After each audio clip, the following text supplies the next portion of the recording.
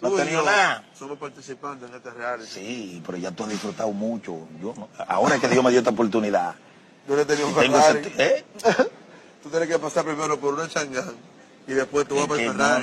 Pero tú no puedes ir de donde tú estás para el Ferrari. Si yo estoy aquí por un propósito, loco. Por una Changán. ¿Me entiendes? Que te vamos a bendecir en el nombre de Dios. Changán. Claro. Bueno, yo estoy conformista, yo cojo lo que sea, ¿tú me entiendes? Pero oye. Porque ya el loco está a nivel de Ferrari, mírame. No, ¿quién? Esto no es el flow. Te me pongo el flow del Ferrari. ¿No te quiero? Te me pongo el flow del Ferrari. Tú tienes, el que tú tenías ayer, No. eso de Harley Davidson. El de ayer no. Este es otro.